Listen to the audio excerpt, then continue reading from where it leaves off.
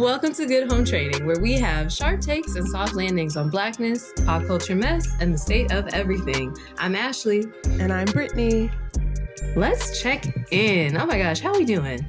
You know, we are doing our best. We are doing our best. We're doing our best. I'm okay. I am taking it one ghetto day at a time. Yes. That's all I can do.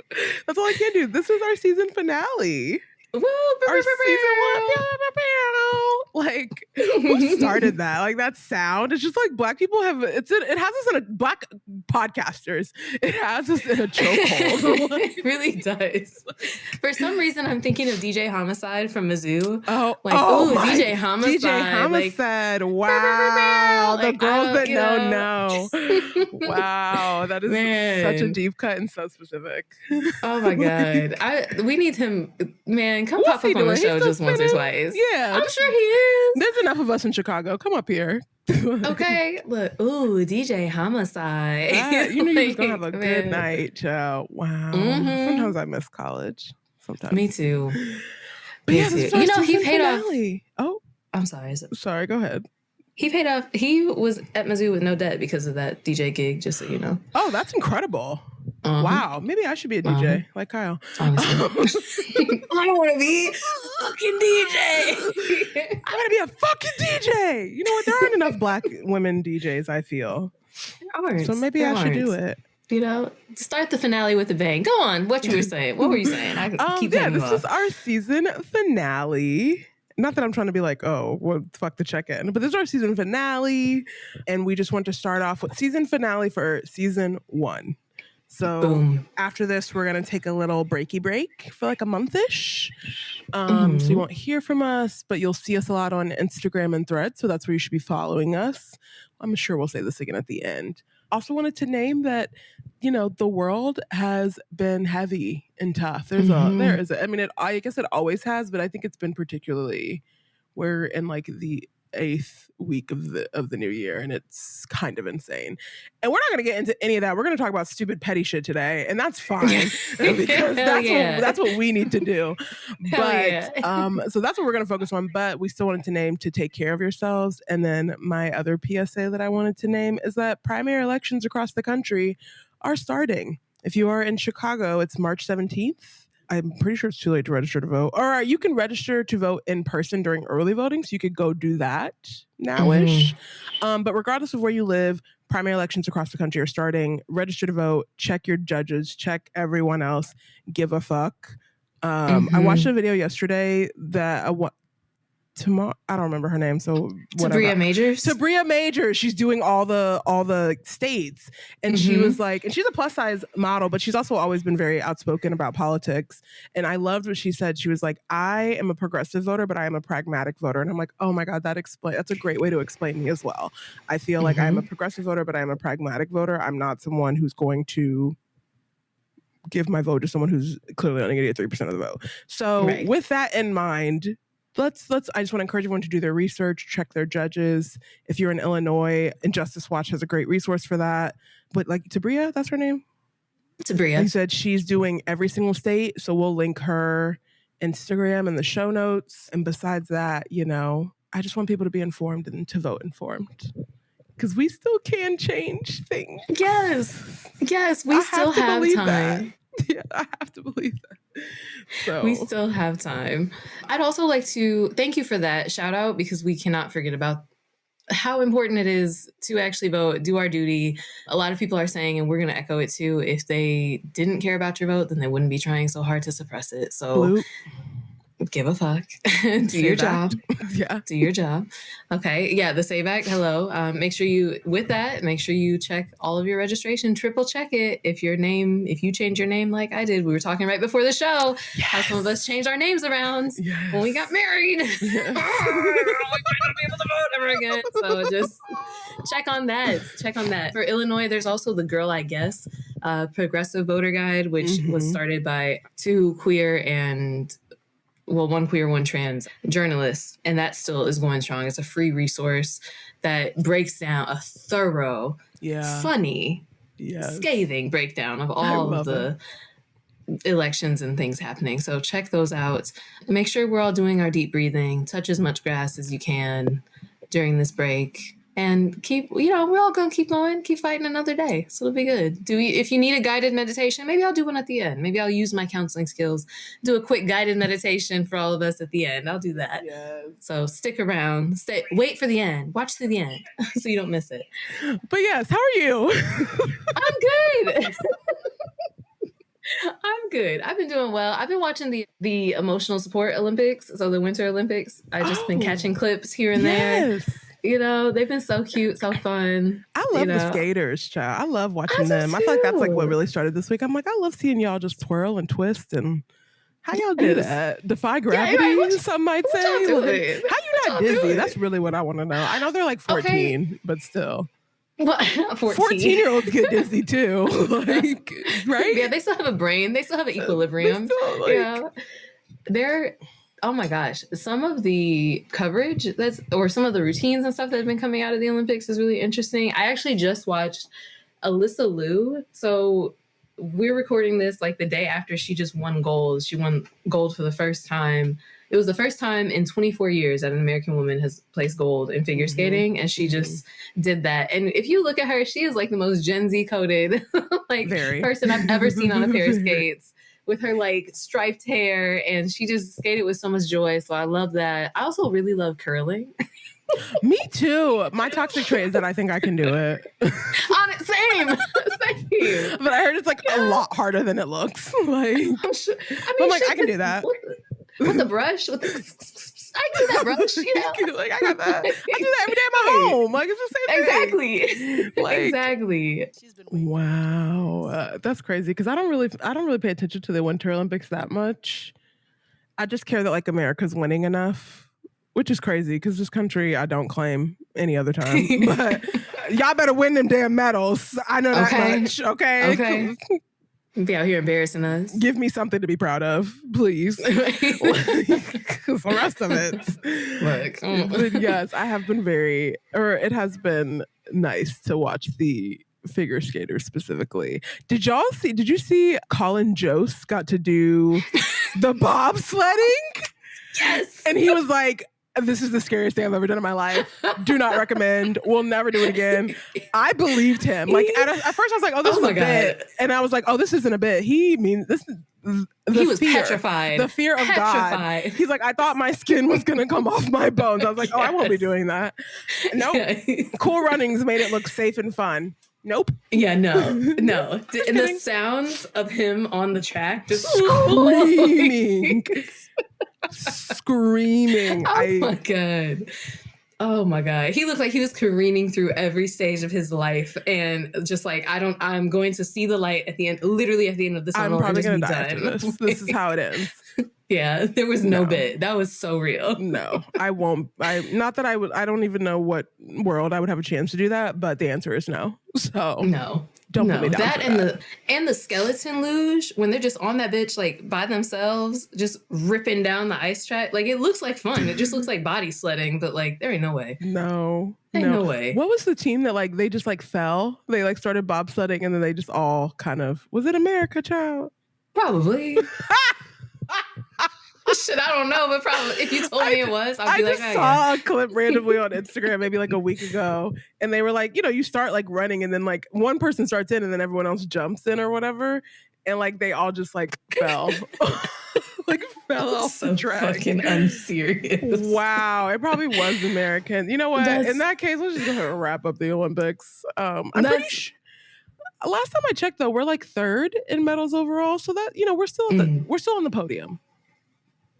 See, and good for us. Sam and I were having a talk with our friend. Shout out to that friend. You know who you are. Chris is your name. Hello. If you don't know who you are. And we were having to talk about like the Winter Olympics seems so unserious because a lot of it just seems to people like us who have never been on an ice track or done this shit before. Like it almost seems like, how do you really perfect the skill? You know what I mean? Like, and there's so few people who really have the access to train for this. It's like, really, are you the best of the best? But they are. Like, you but like need snow and ice. Exactly. During global warming. Exactly. Like, right. What are we doing? I just don't understand.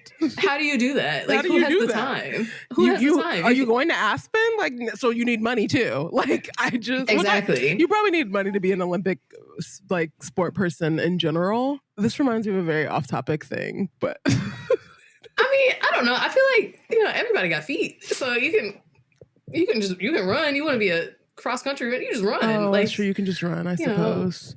I think you need more time. Yeah. I mean, you're dedicating your whole, I mean, they get sponsored, so that's how they're getting paid. But like, true. And then also like dedicating that much time to something. Yeah. And a lot of these people are like, you talk about figure skaters, you talk about, well, mostly figure skaters, I suppose. But even like are they skiers, the downhill ski, like a lot of those people are young. Mm-hmm. And then was it Lindsey Vonn who basically had another career-ending injury? I don't know if that's who it was. That's it was her. I am like, that's terrifying. But also, because in all the like comments and reporting, like, well, this was dangerous. Why would a doctor clear her? Blah blah blah. And I'm like, listen, you spend all your life dedicated to a sport. You don't have an identity outside of that. Like, and I don't say that as an insult. I'm just saying, and I say that as someone who, like, I mean, my brother played sport. We all play. All my siblings played sports all our lives, but I think my brother definitely took it to the highest level. He was a D1 collegiate athlete, and I think that was the biggest. Yeah, he ran track. Shout out to Gregory. Come on, Gregory. Yes, he ran track in college, and he wasn't even a track athlete. He was football mostly all his life. That's what he liked the most. And I think him leaving college and like not having a sport was pretty jarring for him. And now he's found a way to kind of do sports in a different way. He like does photography and things like that for sports teams.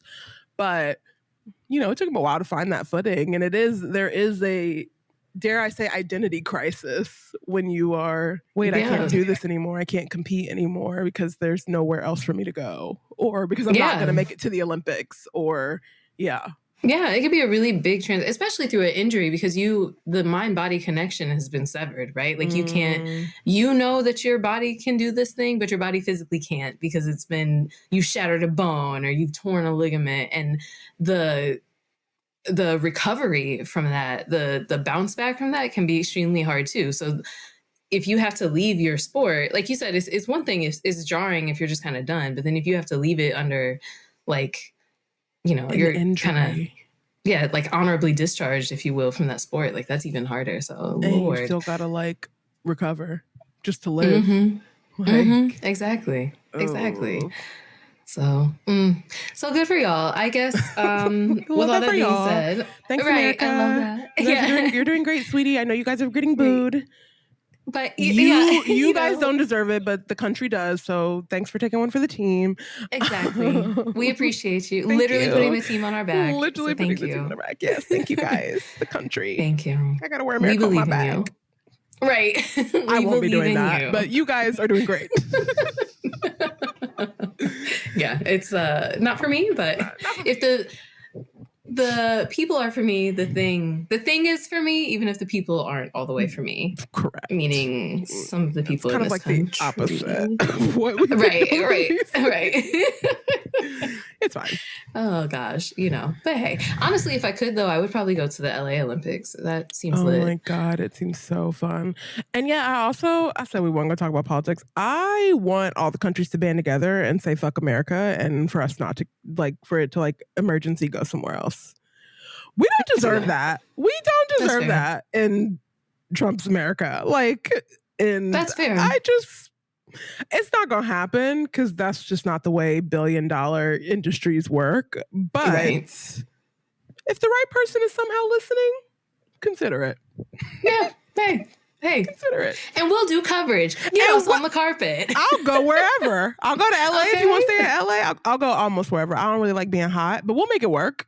Right. We'll go there. We'll make it work. We'll try it. You got a fan. Semi-proudly wear red, white, and blue. Okay? Yeah. I am American after all. So. Hey, we don't mind it. Oh my gosh. Should we get into the Great American Game a little bit? And maybe talk about the Super Bowl that just passed? Let's. But first, we have a question for the audience. Oh, yes. I think I'm going to make this a poll question on... I think I can only do it on Spotify. But I think I'm going to make this a poll question. So if you're listening, answer the poll and or write comments on... The Spotify listeners don't want to talk about, right? Yeah. Let us know in the comments. Yeah. How do you all want to be addressed? We were having a little meeting last week, I think, and I think we just jokingly were like, oh, the trainers. like what are good home trainers? What are good home training listeners? See, trainers make sense, y'all. What are good home training listeners? What do y'all want to be called? Like, do you want to be called the trainers? We jokingly said the bitches, but also endearingly, of course. Yeah. What or some other word or phrase that we're not thinking of? I quite like the trainers, but you all let us know in the comments, in the poll, on IG, whatever. What should we? How should we address y'all? Like, hey trainers. Yeah. Hey fam. Hey homies. Hey homies. Hey girl. Like, girl, gender neutral. Right. Yeah. The bitch is gender neutral. Gender neutral. Just what y'all want. You can email us, send a carrier pigeon. Yeah. Whatever works. Talk to us, Let us know. I was just going to say, like, we can, you can kind of be whatever. Like, in the spirit of good home training, we just want to know how to address you when we come into the house. That's all. Exactly. We should speak. Yes, that's a great way to look at it. Yes. So we want to be respectful. Right. As we ask if we can call you bitches. House. Right. The ball has scallywags, whatever. I was hanging out with two friends, like me and two friends were like heading to each other the other day, and she texted the group chat and she was like, on my way, bitches or hoes, I can't remember. And then like minutes later she was like, respectfully. I was like, we get it. I get it. We understand. Like, if I'm calling you a bitch, and like not respectfully, you're gonna know. Yeah. You're gonna feel know it immediately. It stings. just ask men. They're gonna know. Okay, they know. Oh my gosh. So as you were saying, I'm sorry. So moving away from that, trainer bitches and friends, let's talk about the Benito Bowl. Benito. Yes, nuevo yo. Oh my gosh. I've been saying What did Jennifer Lopez say? Mi gente latino. Even though I know it's mi gente latina. Is the correct way to say it, but Viva Puerto Rico, yes, baby. Oh I too am not just black. After seeing that, I'm like, America is all of us. You're so right. I'm included. Like, we're in there. We're in there. Like, what a gift. What a gift the last two Super Bowl halftime performances have been. I mean, they've been good for a few years now. But, Bad Bunny, I was not aware of your game. Not for real anyway. Like every Bad Bunny song that was in like my library, like Apple Music, was like, he's like featured, like with Beyonce or Cardi B or J Balvin or something. Or I think, was it Karol G that he's got a... I believe so. Know. So I wasn't aware of what I was missing out on. But this household has been a Benito household ever since. We be making our dog dance. My dog is from Mexico, which is not Puerto Rico, but he's Hispanic is the point. We have been saying the words incorrectly. We have no idea what we're saying, and I've loved every moment of it. Like, beautiful. Thank you for what you've given us. Beautiful. Yes, thank you, Benito Antonio Martinez Ocasio. The full name, love it. Full name. I have really enjoyed his album that came out, I think, right after the pandemic. I think that's one that came out. So Un Veneno Sentí. So with the Summer Without You.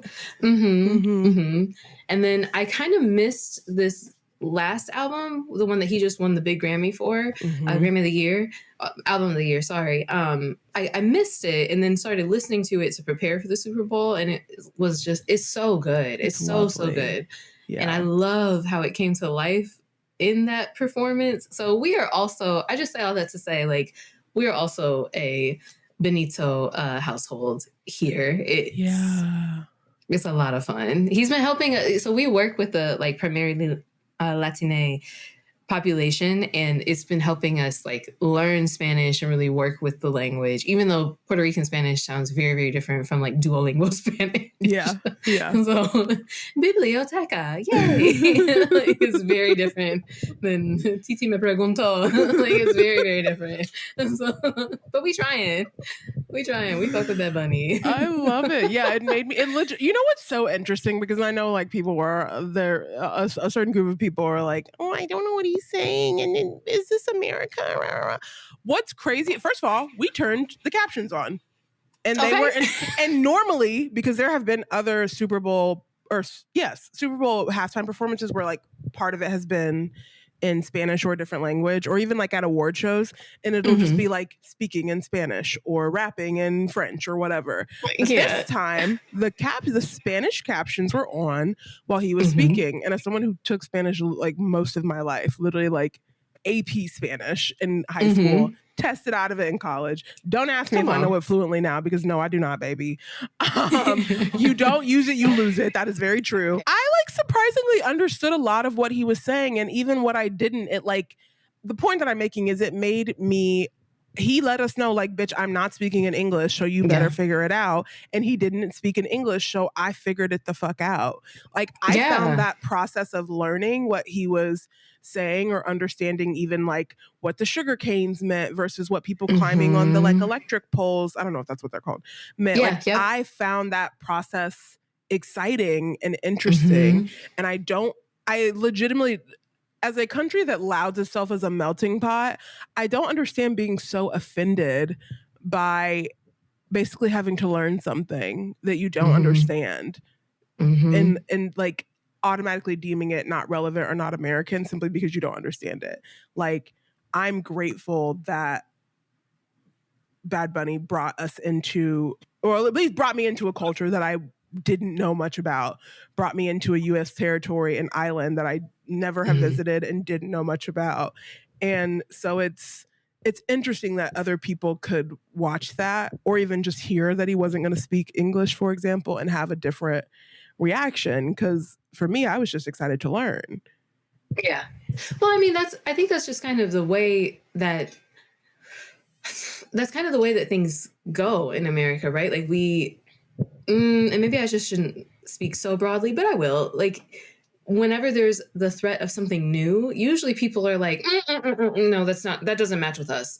We immediately make it an out group. Even the people who are like, I mean, we shouldn't have him perform for America's biggest game because he's not American. And he's like, bitch, yes, I am. Like, what y'all the fuck motherfuckers colonized us.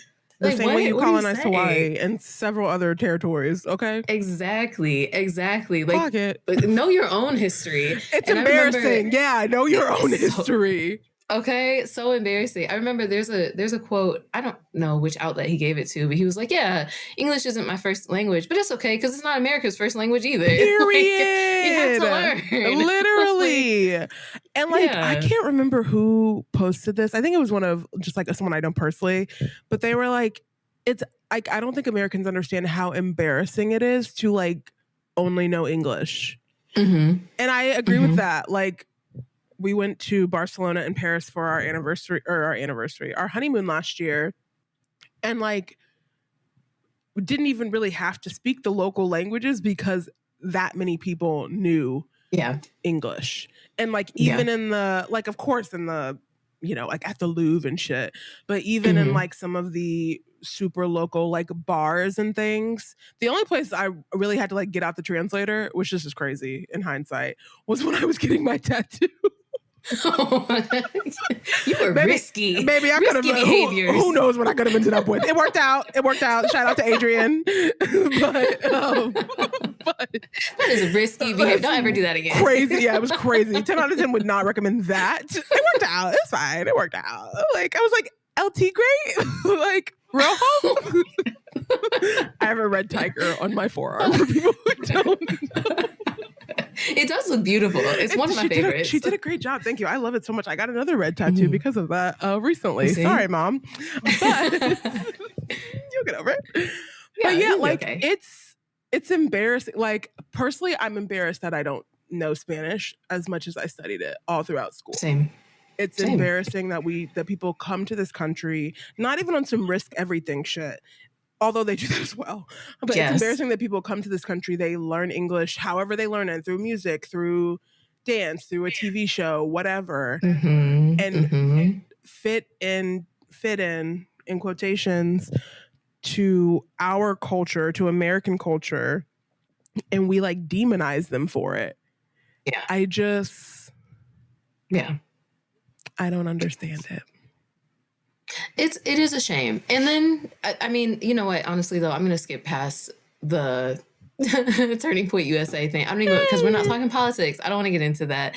So I'm just going to skip past all of that. And it was pre-recorded, according to Candace, whatever her name is. So yeah. Yeah, Candace Fried Edges. Yeah, yes, they did like multiple takes of it, and that's part of the reason why the audience was so dead. But also, like, none of them have any understanding of rhythm, so that's also why the audience was so dead. Correct. Moving on. Speaking of rhythm, can we just quickly mention, like, I don't want to make this just a dance podcast, but like, I think her name is Melanie Moves. I was actually just looking for it on Instagram. And she did this incredible breakdown of the significance and the intention and creative direction behind all of the different or varying dance styles and what they signify in terms of Puerto Rican, Hispanic, and Latin and South American culture. And it's so good. Like, we'll definitely link it in the show notes, but her like mentioning salsa on the ones and twos and cumbia and all the other different styles that were present. And Charm LaDonna she was the creative director for the show. So do you all, if you don't know who that is, do you know who that is? No.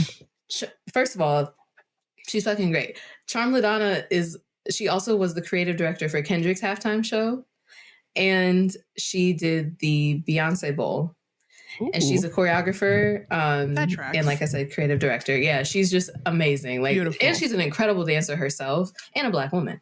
So she worked with a couple other choreographers and people from that community to create this very, very rich, vibrant tapestry, if you will, of dance.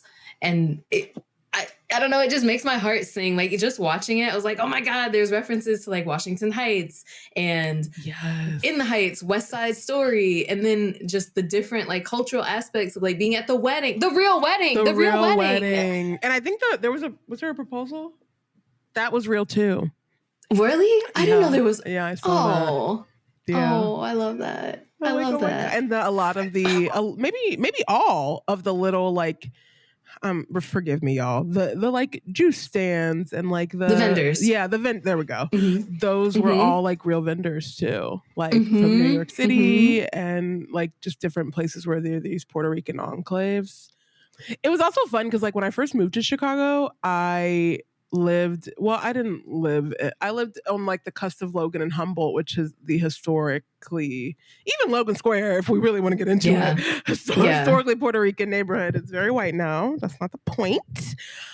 But once again, colonization strikes. And I like, oh my God, I don't know if it's like Puerto Rican independence. I don't know what day it is, but there's like a day in June where like they take over the neighborhood, and it is the most fun, insane, loud, and the best way weekend. And like seeing even those parts that I've seen in my neighborhood that I had never seen before in my life until I moved here, like seeing that on screen as well, and the dance and the music was just awesome. Like, I don't understand how people saw it and hated it. Like, I just thought it was like, I was cheesing the entire time. Yeah, it was beautiful. It was so beautiful. I also like shout out to him for so you mentioned the light poles. So there's a moment where they go from EO is the name of the song where the three women are doing the neck rolls, which was honestly my favorite part of the whole fucking thing. Like, Afro-Latino representation. Thank you. Yes. He said no colorism here. No colorism here, all of them ate. Yes. Oh my God. All of them were so incredible. I love it. Just makes me want to do it. Oh my God. Anyway. Every time. Yeah, it's like, oh my gosh.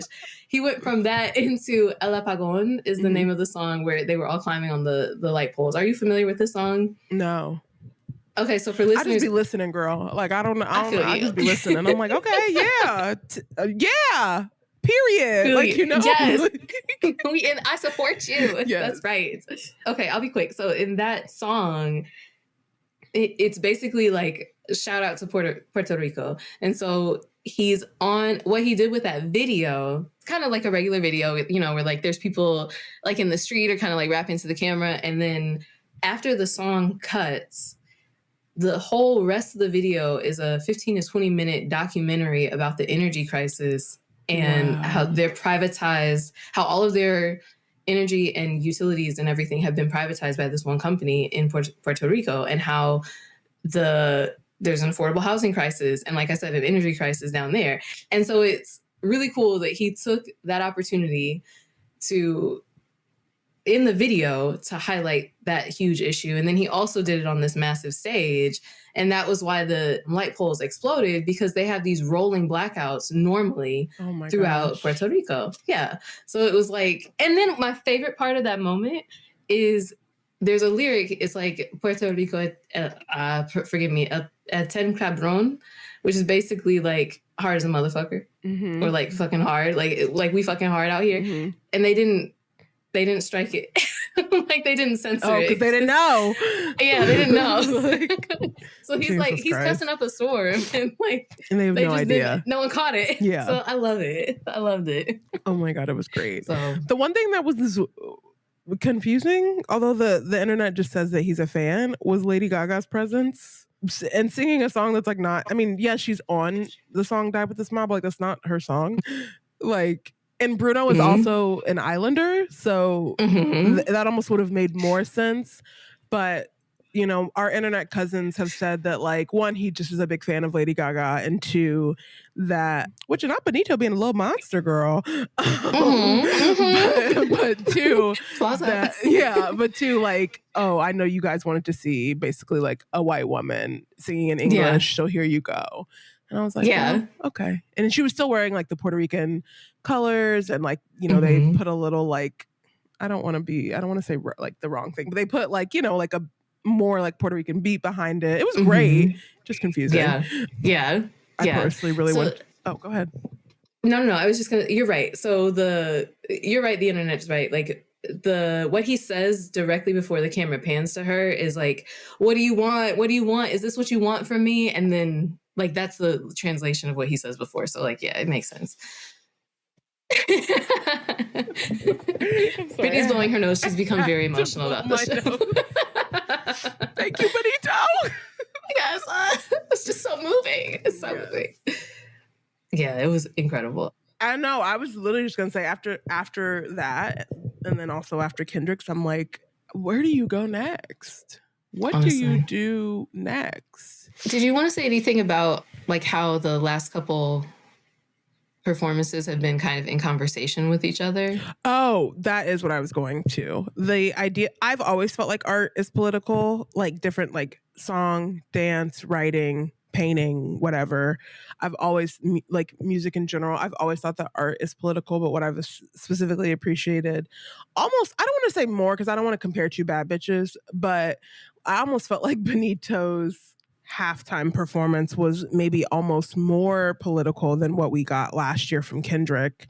And my thought, maybe not more, but I think the thought around it being, or the talk around it being political, it seems a little louder because more people, I think honestly because it was in a different language, so people were breaking down what he was saying and the visuals we were seeing, whereas I think a certain group of people made Kendrick's just about like fuck you Drake and Serena Williams crip walking, which we talked about that on I think a few podcasts at this point. Like that was a layered performance. You should go back and watch it and also read the dissertations that already exist. We don't need to do that.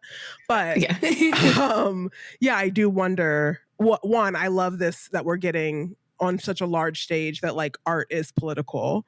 And people aren't just like starving artists that aren't doing anything. Like art is very much political. And Benito, I think, did that so beautifully, from the songs he chose to the vendors included to the extras included, again, to the sugar canes, the electric poles of it, all of it.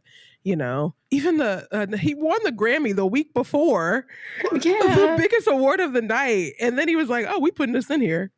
Yes, we putting this in here. Yeah, you finna see. I made history, bitches." And now I'm making history again on this stage. Like, I'm all over the place. And then the other thing that makes me think of is like people to the commenters that were like, well, why in Spanish? Why him at all? Like this is also a money decision. Like, let's not be silly about it. Mm-hmm. Like the NFL has actively been trying to move into other countries for a few years now. They have a game in London games now in London and Germany, and I want to say maybe Spain. So they are trying to become they're trying to become a global sport. So why wouldn't you put, and I get Jay-Z has a big hand in these, Rock Nation and Apple Music have a big hand in these shows. Why wouldn't they put one of the biggest global stars? Why wouldn't they give him 20 minutes to do whatever the fuck he wants when they are trying to get a viewership that is not just white America? Like, so it was, as much of it was a political, his performance was a political statement, I think, for him and his fans and like us maybe who enjoyed it. It was also a business decision. A quite good one, in my opinion. I don't know if I've said this on the show before, but I know I've said it on my like own social medias. If I have a problematic fave organization, it is the NFL, baby. I love football. Like, I'm sorry. I know it's terrible. It's low-key modern day slavery. We don't have time to get into that, but I love it. So it was great to see. And if it brings more people into the sport as well, I think that's a great thing. Amen. I mean, I did leave immediately after the show, but you know, I stayed 5 minutes longer. Truly. So we posted a meme on our Instagram, and I know we're wrapping up, so I'm moving on. We posted a meme on the Instagram that was like, when somebody asks you who you're rooting for, but you don't know who's playing. That was me. I did not know who was playing. Somebody was like, the Patriots. And I was like, I thought they were done. What do you mean? I thought they were tired. I thought they were just done. I thought we were just done with that team. Like, what do you mean? I did not know who was playing until we arrived to the bar. That's fine. That's good. I love that for you, actually. You know? And I loved seeing the Patriots lose, because as a indie girl, Colts fan, born and raised, I will never forget Deflategate. You guys cheated. Right. You guys cheated. And also your owner is a piece of shit. So I'm glad that the Seahawks woman owner won. Oh. She's a woman. She like, I don't know.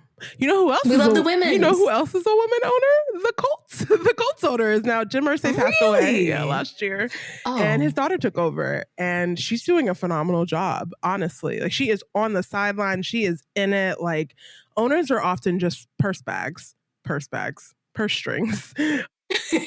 And I love seeing there is a trend of some of these female owners being a lot more involved. And of course there's narratives about that and like, oh, they're nosy or they're blah, blah, blah. But I think it's, as we've seen, actually quite good for the teams. Colts started off with a very strong season, and then, you know, we don't want to talk about what happened, but that's fine. And the Seahawks won the championship, the Super Bowl. So boom. Women are better is the point. Yeah. That's actually how this ends.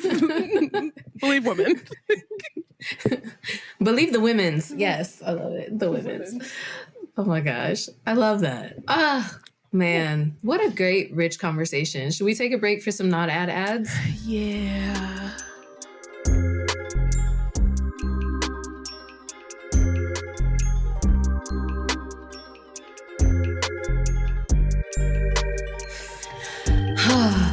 Okay. All right. Like a Negro sigh, it's like what Biggie does when he's like has done no work at all, but is upset. Oh my gosh. It's just like we wrote the intros and transitions together, and I don't know why when it's my turn my brain just goes completely blank. So okay. I'm sorry. I'm trying so hard. You do your best. You're doing your best. I do. I'm doing my black ass best. Yes, exactly. Alrighty. So this podcast is brought to you by our own wallets. But if any of these brands are listening and want to sponsor us, you can reach out to goodhometrainingpod@gmail.com for the hookup. And also remember, we are doing our Pay the Producer campaign. So please take a moment to share us far and wide with all your friends, your neighbors, even your haters, so we can find some more of these brands to sponsor us and help us pay our lovely producer, Miss KC King. Okay. Okay, Brittany, you want to get started? Tell us about this one. Yeah, so today I'm spotlighting Hannah Beauty, a Chicago-based body butter and beauty brand, Black woman owned. Y'all know I love Black women things. I'm not gonna lie, and I'm bougie, which I'm sure you all have already figured out. And if you haven't, we gonna keep seeing. I spend almost 40 American dollars on this body butter, like roughly every other month. And it's worth every penny, in my humble opinion, especially in the Chicago winters. Like, I mean, Black people put on lotion anyway, but like my skin has never been, I have not been a dry skin girl. I've actually been a very oily girly my entire life. And something about moving to Chicago, it's like, girl, we're dry. Like we're thirsty, babes. We need moisture. And Hannah Beauty has gotten me right. Like I think I was in Chicago a month, and I put on Instagram, I was like, y'all, the regular Eucerin, CeraVe not doing it. Like, what do y'all use? And somebody, or maybe several somebodies, Black women, of course, recommended Hannah Beauty, and I've been rocking with her ever since. So I have a subscription with her. My favorite flavor is bamboo coconut, which I really shouldn't be using because I'm allergic to coconut, but it's fine. It's fine. I use it. I use it sparingly. Yeah, I use it sparingly, so it's fine. But it's great. Like, not well sourced, eco sourced. Let me not get to lying. Yeah. Sure. Sustainably sourced is the word that I was looking for. Ingredients, like everything is, like, it's not bullshit is the point. There's not 11 ingredients in these butters. It smells good. It feels good. I love the way it mixes. All the flavors. Like there's an amber vanilla flavor that I also like. And even for the unscented girlies, the girls that are allergic to fragrances, they got you covered too. They also are releasing fragrances and what's the like scrubs, body scrubs, which I also quite like, but I've gotten more of a sensitive skin in my older life, so I can't use it as much. But I really love everything that she creates. I love that she's Chicago-based. Obviously love that it's Black woman made. Check them out. Oh, I certainly will. I love a good butter on my skin. Good butter. Keep us soft. Keep us luscious through the winter in this Chicago spring. But thank you so much for that. So mine is Bon Bon Bon, which is fun to say and even more fun to eat. It is a Detroit-based artisanal chocolate bonbons, and I love a little something sweet. You love to have like a little something sweet at the end of a meal. Niggas love something sweet. We really do. We love a little sweet treat, like to reward myself from walking from the couch to the kitchen. I need a reward. So, and our favorite in our house is Bon Bon Bon, and we first got them at the Chicago Makers Mart, and we went to Detroit. Also, shout out to Detroit. We absolutely love going to Detroit, and went to the actual store. It is the most beautiful, like pink and blue and exciting, little place to be. And they're just fantastic. It's like no notes. They come in the packaging. We are packaging girlies. Their packaging is absolutely amazing. It's really thoughtful. And there's they waste no square inch with their packaging and the way that it's designed. And I love that. And then every time you open these little cute treats, they're packed with really thoughtful, intricate, layered flavors. And so some of our favorites are, they do a seasonal box. And last season they did a Capricorn one, which I absolutely loved as a Capricorn. And, and it had caramelized almonds, amaretto caramel, and an almond croquant, which is just a broken, chippy little layer of toasted almonds in there and milk chocolate. It's so good. They also have one that's called Bitter Bitch. And I love that. It's black. Okay, yes. It's black currant, lemon curd, and dark chocolate. And they are just fantastic. Good. So good. I will also pay 50 American US dollars for flights of them. They're so, so good. So check them out. Get yourself some nice Bon Bon Bon. Oh my gosh. Oh, also, and when you order them, they ship them to you in a reusable lunch bag. Oh, I love that. Yes. So my lunch bag is a Bon Bon Bon lunch bag. I love it. How cute. Yeah. So enjoy. Lovely. I will be treating myself because I deserve. You do. You do. My gosh. What else do we deserve? Should we talk about some people who deserve better and get into the view from K-12? Girl. Raggedy. Oh, raggedy. So raggedy. So much raggediness. What's wrong with y'all? What's wrong with It makes for Such good TV. Such good TV. I love my Mess. God. Better y'all life than mine. So yes, Okay. View from K-12. What are we watching? What aren't we watching? Is how I feel right now. Honestly. So the new Love Is Blind season started. Season 10. We're in Columbus, Ohio. Although it seems like these contestants are from all over Ohio. Like they're in Cleveland, they're in Cincy, blah blah blah. I was excited because I'm like, okay, maybe we will get to redeem ourselves from the Chicago season, which, you know, was a bit of a mess, and also the Minneapolis season that was really a mess. And no, we're not. No, we're not redeeming ourselves. Like when we were talking about putting this on the show notes last week, I was like, I think I had only watched the pod episodes, and I was like, it better get better because I'm not impressed. And baby, I'm still not impressed. Like these. And at this point, we have enough because we're not going to talk about couple by couple. I'm not going to get into the nitty gritty of it all. If you're interested in that, I do talk about it on my own shameless plug on my own Instagram. Hey, it's BK. You can my reality TV tab or highlight. I talk about the couples and things like that. But the overall thing that I want to say for this is at this point, we have enough data points where this has got to be a good snippet of what it is like to date in the 2020s in America. Like, it's got to be. And baby, it looks bleak. It looks bleak. The men don't really have jobs. They're using the most creative ways to say they're unemployed. They don't understand how a menstrual cycle works, which is concerning because they are all in the... This one man thought he could get his fiance pregnant on her period and up to a week after. For those of you dumbasses listening, you ovulate 2 weeks after your period, okay? So no, you can't open the schools, open the libraries, reinstate the health class. Don't get me started, child. This is why this like, oh, just wait till you're married, blah blah, wait till you're in love. I mean, no, at the very least, give people, do whatever you want, baby. I don't care. But the lack of sex ed is concerning because a 32-year-old man thinking that he could get a woman pregnant on her period is crazy. And his response was, well, I don't know. I was an accident. You're 30. I was also an accident. That's not an excuse. What? Oh my God. If you have an accident in your car, you still know how the fucking car works. What's wrong with y'all? To clock it. Okay. Like, oh my goodness. So there's a man, biracial man that doesn't seem to know that he's Black and is really bothered by the fact that he is accidentally picked a Afro-Latina woman as his fiance. He's clearly not attracted to her, even though she is fine as fuck. Like the finest woman on the show. It's just, there's a very short elf-looking man that broke up with his infectious disease doctor fiance and she's like maybe a size 4 because she doesn't do Pilates every day, and he's used to dating women who exercise constantly. She was on the front lines of COVID and actively talks about how she still like high-key has trauma from that and is still an infectious disease doctor specifically for queer and Black communities as it relates to specifically HIV diagnoses and like PrEP and things like that. So she's doing really, really fucking good work. My mother-in-law is... I wonder if she wants to be in a threat. But never mind. That's on the Patreon. Continue.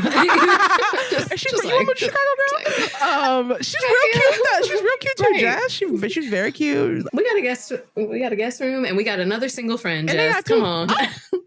Okay, like come on. Anyway, continue. We'll talk. We'll slide into the DMs. Right. But like, it's just this has to at this point be a representation of what it's like to date in America in your late 20s, early 30s, or late 20s and all of 30s, because most of these people are like 25 to like 38 type.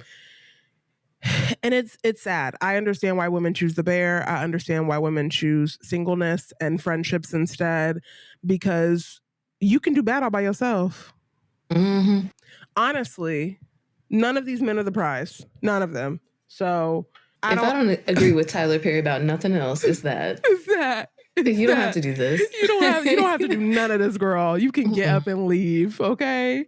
Mm-hmm. So I don't have high hopes. I don't know what I think the interracial couple, Vic and Christina, we not really getting a lot from them. I don't know why, but I feel like they're probably the only ones that are going to make it or should make it, because at least they're talking about the implications of having mixed children.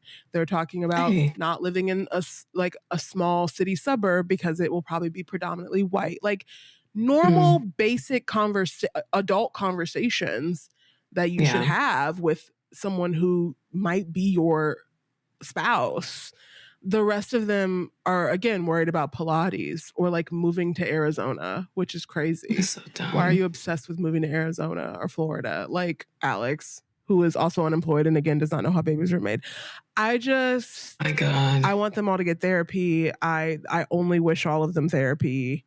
And I want women just deserve better. Women deserve better. I don't know what we're doing. I don't know how we fix this, but it's time for us to accept that this is the reality. Like, yes, this is a reality TV show, and I think this is literally a mirror of what it's like to be a millennial dating in 2026.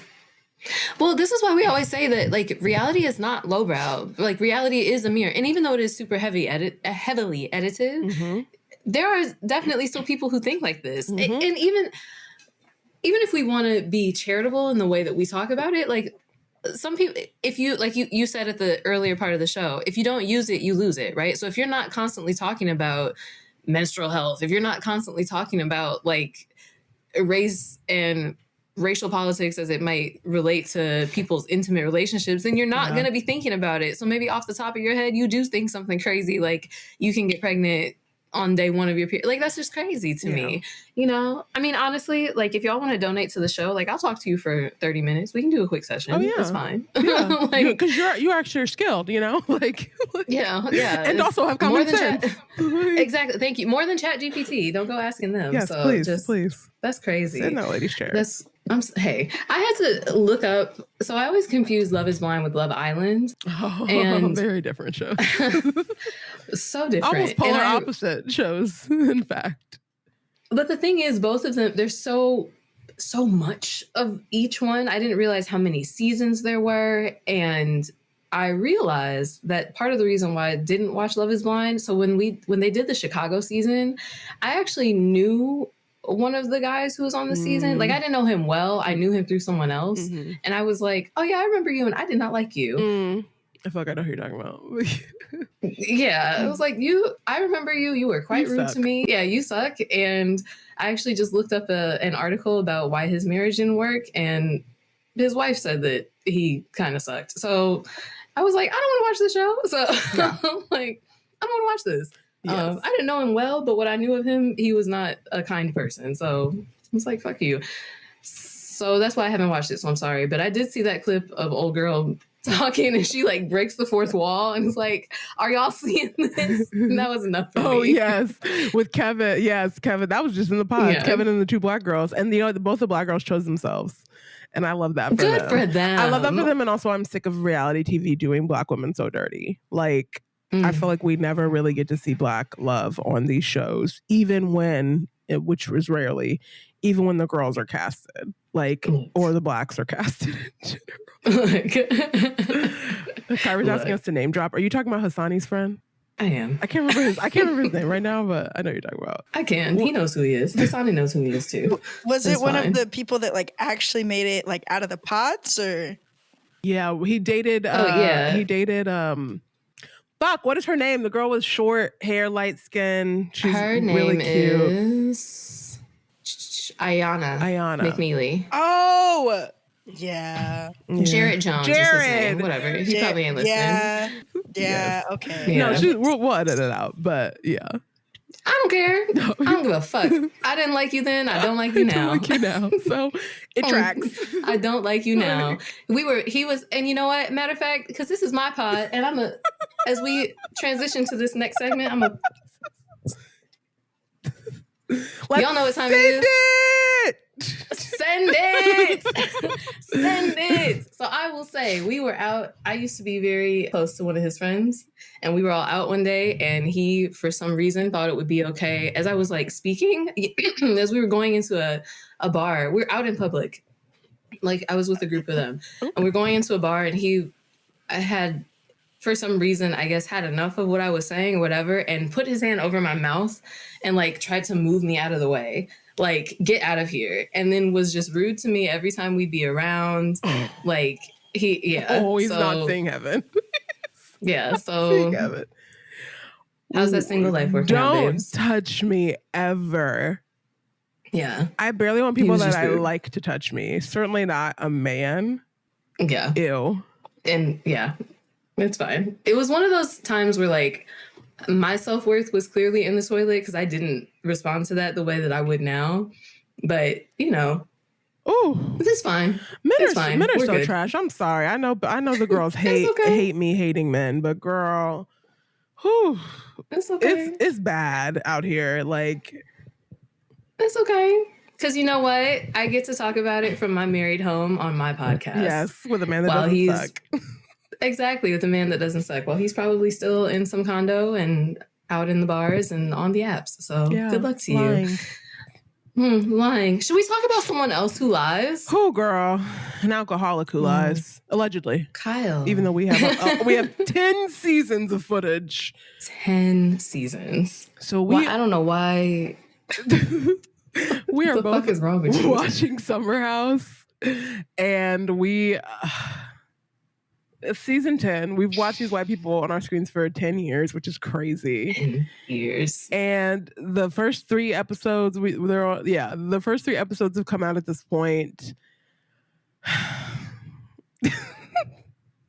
We talked, I think, last episode about how it's divorce season, and Kyle and Amanda were one who had announced their separation when we were talking about it.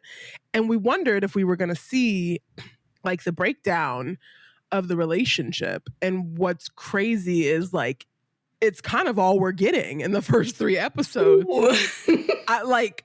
It's literally all we're getting. Like, there's a hot Australian bachelor guy on there. There's like 2 new people whose names I don't remember. Jesse Solomon, Bailey and Levi. I love the name Levi. I do too. I love them. Go on, continue. Jesse Solomon, for some reason, has a Chiron that calls him a musician. Bravo. That doesn't make any sense. We need to stop. Sidebar. We need to stop lying on the Chirons for men. When men are unemployed, we need to say unemployed. Okay? That's it. I'm sick of it. Love is Blind, The Bachelor, and The Bachelor, and Summer House. Quit playing. These men don't have jobs. And they need to answer for that. Okay. If there is a pet peeve that I have, then we'll get right back to it. I cannot stand a man without a job. And I'm not talking about you got laid off and you're working your ass off to find a new one. I'm talking about men that are just like, I don't know what I'm doing. I'm making a Daniel Powder song. Like, it's 2008. Like, get a job. Get a job. I cannot stand a man without a job. It pissed me off so bad. Oh my, God. Because he had a bad day. Like, that's what it's giving. That's what his music gives. You are not a musician. You have 2 songs out. God. You are not a musician. Kyle is more of a DJ than Jesse Solomon is a musician. Okay? And his Chiron, like Darius Rucker. And his Chiron doesn't say DJ. It says CEO of Loverboy, which is apparently millions of dollars in debt. So, I mean, Amanda, don't ask for half of that company if y'all decide to go through with it and sign the papers. Yeah, I don't think she will. You don't need it. Honestly, I don't know if you saw the TikTok, but there is a TikTok of her singing in her bathroom. And she should be the one with singer under her Chiron. Of course, her Chiron. Of course. It's like, Amanda, she's hot. Like, she designs great clothing. Like, she can sing. That's the only reason why I have this Loverboy in my hand right now, because she did the branding. She did the branding, and it's great. Like, the merch during COVID, to switch from, well, people aren't really drinking. The distributors and bars aren't buying cases of our shit because we can't go anywhere. For her to be like, well, let's create dope merch is so fucking smart. And it is. It's great merch. Like, I haven't bought any of it yet, but like, I be looking. I'm interested. It's cute. It's very cute. Like, Amanda built that brand. She carried that brand on her back. Like, Kyle clearly had the money and connections and resources to, because it costs a lot to start a business, especially a product business. But Amanda made it what it is. And to see Kyle just like just speak to her like that, and speak to her like she is nothing. Like, talk about yes, you vent to your friends about like your relationship and stuff. So like, I think that's fine. But to talk so negatively about your spouse when your spouse is right next to you at a No bar tact. on camera, it's No just, and then tact. to like blame it on alcohol, like there's no accountability. Like the next day, the apology is always, well, sorry, I was drunk. You're But then when she calls you an alcoholic, you're like, don't fucking say that on national TV. Sir, you literally just apologized for being drunk. And like, you were literally just dragging her through the mud because you were drunk. Like, what are you talking about? And we have, again, 10 years of video evidence. Yes. You've been drunk since season 1. Kyle is like a party boy. He clearly works hard during the week. At least that's what it gives. But on the weekends and in the summer, specifically when a camera is in front of his face, baby, he drinks. He drinks to the point of blackout, it seems, regularly. He goes out and is getting home at like 3, 4, 5 a.m. Like now that he's a DJ, in finger quotes, he be at frat houses. Baby, I'm 32 and I'm embarrassed to be anywhere near a frat house at this age. And also cannot name the last time I've been near a frat house. I was probably 23, so a full decade ago. Why are you 10 years older than me actively going to a frat house to be a DJ? It's one weird. Thing. It's weird. It's one thing to go to a college campus and do it. It's a whole nother thing to take it to a different level and like go to like stay at the frat house, right? Like I think even Carl mentioned like, yeah, I've got a friend who's a DJ and he DJs and then he goes home to his wife and child. Yeah. Like, no, it's not normal. I'm sure it's normal, but it shouldn't be. Like, it's you have a job, go do your job, and then you leave. Like, if you want to interact with the fans, that's fine. If you're in such debt, Kyle, then charge them for a meet and greet. Charge them a little bit extra. Do a meet and greet, and then go home. Like, you don't have to. There's some video of like some girl was like, "Help, he's still here at our house." Like, leave. Like, and allegedly he like fell asleep at like a fan's house or something, and like woke up at 6 a.m. and had to go. Like, I'm not putting up with that as a wife, as a girlfriend, maybe as a friend. I'm not putting up with that as a friend. I feel like Carl, his friend, is trying to be, and Carl's sober now. Carl's having a great season, by the way. He looks great. He's acting great. It seems like he's running. I mean, he's always been like a runner, but like he's running. He just really, I have loved seeing his story and how open he is about his addictions and. Wow, that's been one of my favorite like journeys to watch on reality television. Truly, like, yes, we're so proud of you, Carl. And now he's we are pro Carl. Yes, and a book. Yeah, I'm really proud of him. But like, so Carl is sober and also a member of the Loverboy team, and I feel like he's trying to be really nice. Like, hey, Kyle, like, here are some things like that maybe you could work on, and it's just like. Kyle's not receptive of it all. He's like, well, someone's got to make money. Someone, you can't be smoking weed all day. I'm like, babes. First of all, you're cheating on your wife. Yeah. Allegedly. Like, allegedly. That confessional broke my... So at this time of recording, episodes 1 through 3 have aired. And in the third episode, one of the producers asked Amanda, do you think he's cheated? And it honestly broke my heart because she was like, I don't know. Probably. Yeah, she does. That's such a, to be at that point in your relationship where you are at least telegraphing that you're apathetic about the fact that your partner might be, out there playing around on you. But like, yeah, I don't know. Whatever. Like it's done. This relationship is done. She seems crumbled. Really done. Yeah, like, she's done. She's always like kind of fought with him over the seasons. Like, hey, I don't like you being out so late, or I don't like you getting so drunk, or can we spend, because they go, for those of you that don't watch Summer House, they go to the Hamptons for the weekends in the summer. So like Friday through Sunday, sometimes Friday through Monday morning. And, so sometimes they like maybe Friday night they'll spend in like in the house and then have a big party Saturday. And so Amanda might request that, Kyle stays in on Friday night with a group of them. And he'll be like, no, I'm going to go get drunk. Like Get it together, dude. I don't even like being drunk at this age. Like that's Yeah. I don't like. It's not fun to me. Actually, it's really fun to be wine drunk and like sexy, like with my man. But that's a different thing. It was a Patreon episode. But I don't like being drunk. So I also can't even understand that. And like he's just pounding them. He's not even pounding. It's so upsetting to me and my homegirls. It's so upsetting. Truly it is. Because it's one thing to be like a little silly. I don't mind getting a little silly and a little tipsy, right? But to be the moment where you lay down and you're like, everything is spinning and I want everything to stop. Like I can't do that anymore. I hate that. And now at my big age, right, the way my systems work, that's like me after 2 or 3 drinks. Exactly. So, yeah. And it's hard too, because like as someone like me personally, I enjoy the taste of it. I enjoy the social aspect of it. Like I love like a layered cocktail and, I love things like that.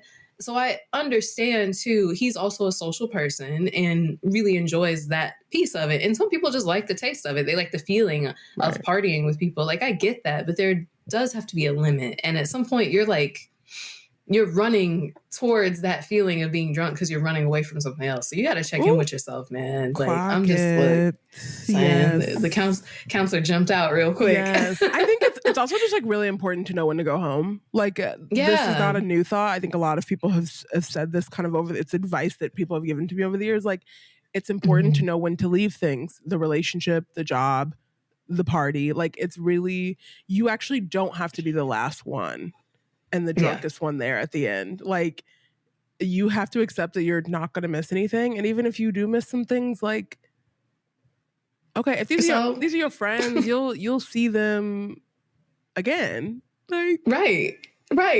And everything you're doing is recorded. You can just go back and watch it. You can go back and watch it. Go home.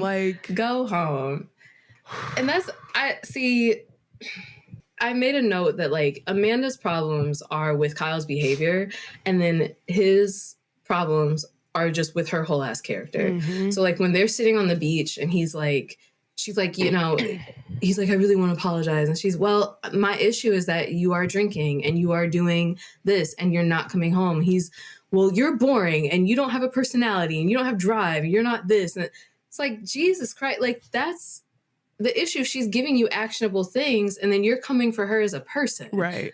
One of these like, things you is hate not her. like, you hate her. Y'all know I be saying this too. Like men, I think in general don't like women, but like some people are in relationships where their men do not like them. They might love them, but they don't like them. And that's definitely it. Because in episode 3, the most recent episode, when he's trying to apologize in finger quotes, it becomes a blame session of like, well, let's talk about how we never have sex and you're boring and you don't go out and I'm like, but at least from what we've seen on camera, again, for 10 years, Amanda hasn't really changed that much. There were definitely some seasons where she was clearly in the throes of depression.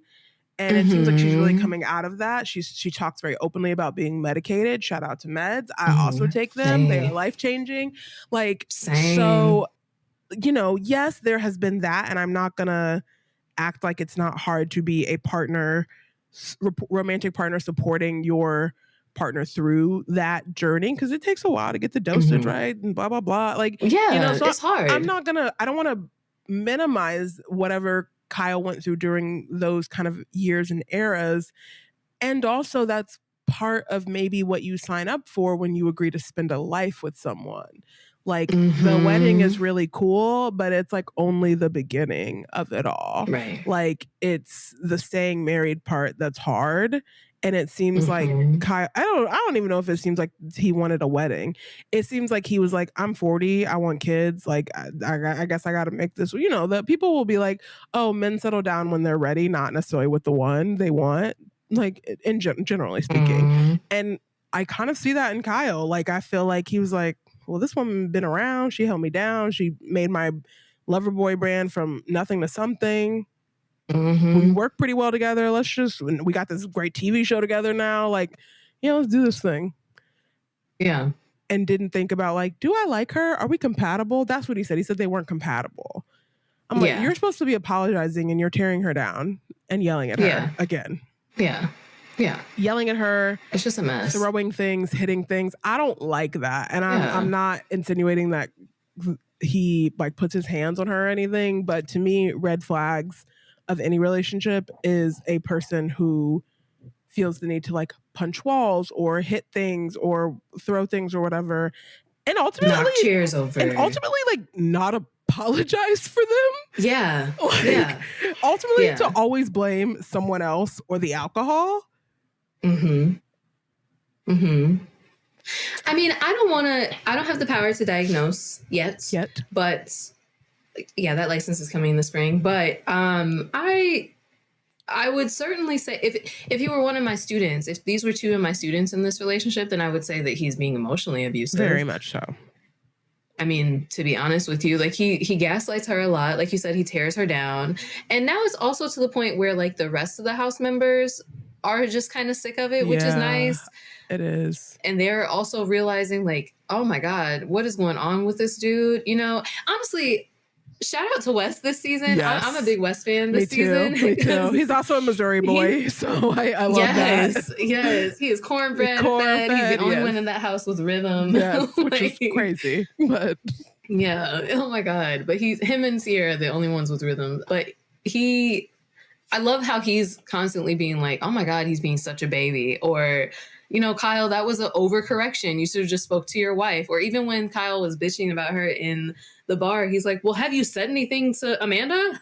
Like, literally. He's like the only one with sense. Like, everyone's just sick of him. Right. I like it. And even I think I want to say episode 1, like Jesse was just kind of, or maybe it was the end of episode 1, beginning of episode 2, Jesse Solomon was like, I don't know if I've ever seen Kyle react like that to Amanda. And I'm like, I know you've only been around 1 or 2 years, but like, first of all, yes, you have. Maybe you've never seen it as sober as you are or something like that. But I'm like, yes, you have. But even, but yeah, to your point, the house guests and even the 2 new women, like you said, Levi and Bailey. Like even them clocking, like, is this normal? Or Mia, the new black girl, I love her. Love her. Kyle is getting into an argument, storms off, and everyone else is still eating. And Mia's like, we just gonna keep eating? I'm like, what is going on? He just basically flipped half the table and stormed away and is yelling. We can hear him yelling on the front porch. And, and we're just gonna keep eating? She's like, what the fuck is going on? These white people are crazy. Yes. And I'm glad because I think there, as a viewer, it makes, I mean, I already thought that this was not a relationship that should have kept going. But I think as a viewer who views them as like, oh, but they always figure it out. They find each other. They're cute. It makes you start questioning like, wait, why is this happening? Why are we okay with this? And I think the reason we're getting more of the house guests saying something, my guess is this probably isn't the first season that they've said things. But my guess is that we're getting it more now because we know that they are separated and likely headed for a divorce. So you have to plant the seeds, you know, production-wise. Yeah. It's a mess. It's a mess. It's a mess. It's such a mess. I guess, and on a more positive note, I love the new cast members. Yeah, they are such a fun addition. They're great. They're all awesome. Great. They're all so good. And they just I love the moment. Go ahead. Go ahead. No, you go they ahead. just like seem like they want to have fun. And like that is what it once was. And they're also like younger. I don't know. Like it's not not that we're old, but like it's not super fun to watch like mid-30 somethings go out to the bar and like take a woman home. Like that's fine if you go do that. I don't think there's anything wrong with that. There's nothing wrong with going out clubbing, any of that. But like it's not fun to watch. Because now I know you have a fully developed brain. And I've also gone through your Saturn return. So I just have higher expectations of you than a 25-year-old. So like Right. But the fun thing is they're not as young as like Lexi and the Bailey from last season. Thank God. Like they're all around like 26, 27, 28, going up to 31, I think, which is nice because like it's giving people who still know how to have fun, but they're not like crazy. It's not like Jersey Shore. They know when to go home. So I appreciate Jersey it. Shore. Exactly. Oh my God. Oh, can't wait to see what the rest of the season brings. I can't wait for the moment when Carl and Kyle fight. Like, I'm excited for that. How you gonna fight with Carl? He's the only one who's been in your corner from basically day one. From day one. Like from a literal ride or die. Okay. Besides the time he made him a flower boy. That was petty. Crazy. That was real petty. But I support What else Lindsay's I decision. understand? Yeah, what else I understand? Lindsay was like, I don't want this mess. I get it. Speaking of more mess, Tyra Banks, are you okay? No. We were rooting for you. We were all rooting for you. Rooting for you. How dare you learn something from this? You won't, but you should. Mental illness, but make it fashion. Fashion. Gosh. The America's Next Top Model doc, I believe it's called Reality Check, America's Next Top Model, released this week, as the week that we're recording it, maybe not the week that y'all are hearing it. And baby, wrap it up. Okay, I'm gonna go ahead and say we didn't need this. I'm gonna go ahead and say we did. I'm gonna go ahead and say we did not. It reminded me how iconic this show was. Like I really truly forgot how huge it was. Like it was huge. But girl, Tyra specifically, this was so unserious. There was no accountability. It basically felt like 3 hours for her to end and promote a new cycle, which quite literally no one asked for. Yeah. No. Honestly, should not happen. Should not happen. Very much should not happen. No. It's a no from me, dog. It's a no from me, dog. It's what I do want to say before I judge her more is there were some people that were like, that online chatter, they were like, Tyra wasn't even that much of a model. She wasn't even that big. Here's what we're not gonna do. Okay, we're not gonna just fucking lie. We're not gonna lie, baby. Life size. The first black woman I think on Sports Illustrated. Yes. And also GQ. Like and also Victoria's Secret. And Victoria's Secret, you're right. Like in the ranks with Naomi Campbell. Like please. Yeah. What we're not going to do is erase history. We're not going to, like she broke a lot of barriers herself as a black woman in a bigger body because Babes was like pretty much never a size 2. Like, yes, very tall, very beautiful, like I guess lighter skinned a little. Maybe not. She like same shade as us, I feel like. But like, But like, we're not going to act like her modeling career didn't open doors. That's just simply a lie, and I won't allow us to dismiss a black woman's career like that. But what she did with this show, heinous. Most of the women that are famous from the show aren't even famous for being models, with the exception of, oh God, I always forget the girl's name. She has vitiligo. Oh, Winnie Harlow. Yes, Winnie Harlow. Yeah. And Winnie Harlow was like a popular indie model before that. So she had a very kind of cult following, smaller. Yeah. And then, is now huge. I think she was on the season, like, wasn't there a season where they were like influencers? Perhaps. Like there was a social media. I think she was one of the last seasons, to be honest. Yeah, like there was one where they had to. Let's look it up. And honestly, in like trying to keep up with the times, like there were 1 or 2 seasons where like they had to generate a social media following. And like there was Instagram voting or something like that. And I think she was on one of those seasons. She was on Cycle 21, the Guys and Girls second edition. Yeah. And she was eliminated week 4. Oh, damn. Yeah, but I guess got to come back and finish in 6th place. Oh. Huh. Harlow says that the show did not help her career, but her success came afterwards. Yeah, because when I started seeing Winnie Harlow a lot, I didn't know it was from America's Next Top Model. I just started seeing her. Yeah, I feel. So... Same. I think what I will say is like, I mean, the first episode did a really good job of showing Tyra's come up and the intention behind the show, because even when she first started it, she was like, look, this was a lot of stuff. The things that I'm recreating, this was a lot of stuff that I went through when I was breaking down those doors. So I kind of respect if you are trying to change the industry that you're in and bring other people up in under your wing, I kind of respect trying to expose them to some of the hardship that they might face and the things that they might be up against, especially as women with different body types, different ethnicities, what have you. And so it seems like at first she really did have that good intention and then just kind of lost her way. Or like the intention versus impact were just completely misaligned. Very much lost the plot. Yeah, it's honestly, it seems like as soon as they got renewed for a second season and it really popped off, then it changed from let's really, disrupt and like shake things up to, oh, okay, it's successful. Like, let's do whatever we can to generate good TV. Yeah, we have to make it bigger, better, badder, whatever.